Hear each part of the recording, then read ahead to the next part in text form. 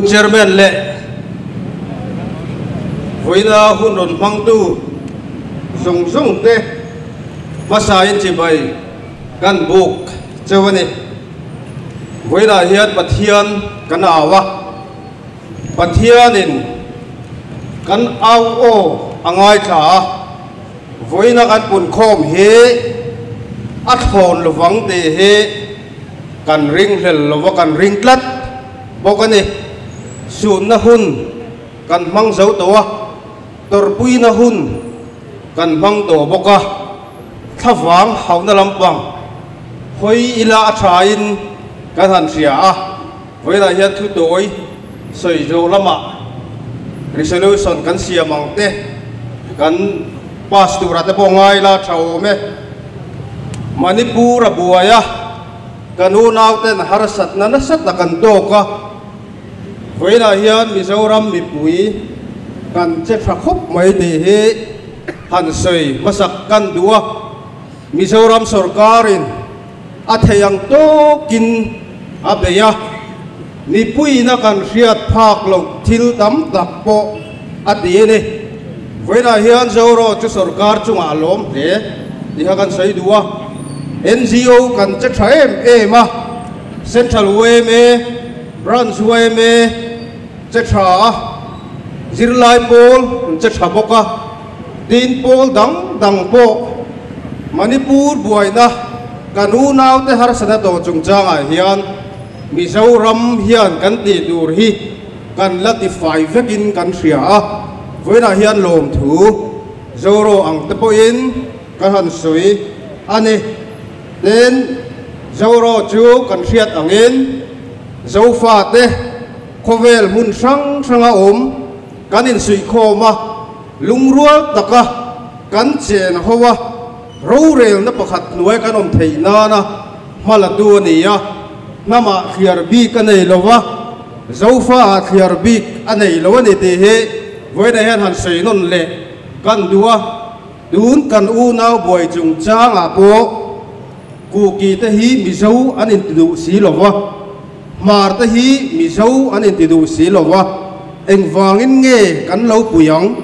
ti zong na tam taka omani voina hian kan sei du lai chu mizo anin ti du le du lo lampang ani lowa thisana in zom chin lung chuak chul khat kwal u naw kan ni na zo ka hi voina hian apoi mo ni unaw vek kan nia tisana in zom kan nia chul khat kwal chin lung chuak kan ni ku ki ina har satna nei kha ka har satna ni paite po in har satna nei chuan ka har satna ni chutiang in chidang dang po in har satna nei kha ka har satna ni te he abik takin Mizoram state chunga thalai te hian sriai la kan du khop mai ti kha point pahanangan soile du ni then voina hian polang te sarkarang te NGO ang te poin ma kan lana sa alo mum khop mai voina kan saidu pahat chu voina hian kan milar kan nei ang chi te po hian ma la veru social media kaltlang te po hian kan u naw te tan puina tu hiron puang chuak veru kan zai thiam milar te kan vangoi em ti voina hian kan muda na ni apol anga kan ti that rualen ami mal anga kan malak na po hian pro kan ti ka voina hian kan sei non le duwa then kan sei le duwa chu tun Manipur buaya hian biak in an bei na sai em maya sun na huna khan kan ria zathum chuang ti chiat ani do ni Christian le Christian lo in beina ni ti hi voina hian ka sai du ni Hindu le Christian in beina ni biak in an machon zata biak ina bung rom zong zong an sai sa biak in an hala chu wang chuan ring tu le ring lo tu in beina ni ya voina hian kan tlom thiang lo ti hi ka sai du ni ring tu jok chu nung kan tol thiang lo kan ma ding hi aro pu yem maya kan ma ding hian ke min pen sakanga chu wang chu ring tu hi chu kan tol thiang lo ni ti he voina hian kan soi le du ni chuan kan nun na an la kan in an hala kan ei le in tu mấy tệ hoin voina hian an hal bok ani chen na in nei lo than hem takan oma ral tlan than hem tak kan lo tung songa voina hian apui ka ti khop mai voina kan soi du le chu Christian te pathian hian kan au o hi rianga mal min so manga he zo nam hi ala ding chuak don ani te zo ram mi pui ten kan sia ta poi mo khop mai ten tu sei sei vak khak a lam deuh leka kan sei le du chu mei tei kan u nau ten Manipura in luling takin an sarkar len trang ko bin zona thak khuan hala kan nulan pong suala Peter pong suala nu pong suala ni voina Mizoram state sunga thalai tan hriala ka du chu Mizoram chunga hian zalen takin engwangin nge mei tei te doran la hon thei khulaya nuam ti takin ngati nge la kal thei Mizo te hi kan lo van fel ta em ka te ne voina hian kan thik thu hi awan cheta lo em ka te ne voina tang hi chuan zalen takin lo am to su se Mizo thalai te an thinarim ve towa Mizo thalai ten ken on pen ve do na Mizoram chunga mei tei te chu thamuang takalom to lo durin voina hian kan hriat tir hal ni te sela a thau me te a to berna na kan soile du chu Manipura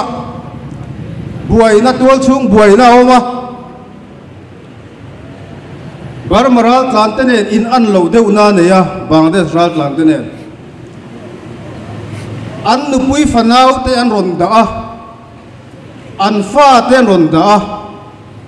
an thalai chin chu an ma ni khua veng turin an ma ni ram chan turin an ma ni nam chan turin an ho le zelani mani nam chana mani ram chana ke pen te kha voina ai zol la pung khom mi pui te hian kan chuang chuwa kan za chu ni ti kha voina hian kan soi le duwa in nuwa kan dinganga atru la ni chuan in ma po kan on kalang lo zam su ti kha voina hian kan soi le du ni te cái sợi tuy đốn riêng cái phía với là cái sợi này được chưa với là hiện Prime Minister Lim kan hal đôn à Manipur Chief Minister Lim kan hal đôn boka kan siat chawang in David Chiaga alutan tu Lim kan hal đôn boka ni aming po kan soi thiam lo David Chiaga alutan tu ti kha ni mai thuron tam tak kan dong India Prime Minister Lim tal hi chu hal su ti kan dong mun sang sang atangin min ron phone Prime Minister Lim in hal chuan an manang cheu min te kan hal don min ron man ro se hoina yan India Prime Minister Lim hi kan hal don he nam ta na tan hi kan se lo wa he nam ta na mar tar hi kan se lo ni angam le adu chuan kan hal lai hian mi ron man ro se ti hi voina hian kan soi le du ni e le ti ha ka thu soi pa ngai chu du tok do ni la ari solution lampang hi hei khong fur chuang an de lo na nga point thum angin kan on siam ve a hei he kan on chiar chuang anga chuan kan du tok don nia a point pakhat na hian Manipur tual chung buai na vanga kan u nau te nun nan chana anin le lo an chan boka chen na in le ele in tur an tla chama de Manipur ina op mek zo fa te anam anga nuai bo tu mek na atranga dam khu chuak tura an be na le Manipur state atranga ro rel na laka la sang tura India sarkar an ngen mek na hi kan thopani ti kan puange ti kha appoint pakhat na ani appoint pani na hian India sarkar hian Manipur state a zo fa ta hi ro rel na san pero se ti ni kha appoint pani na ani ya appoint pathum na le atop na bera chuan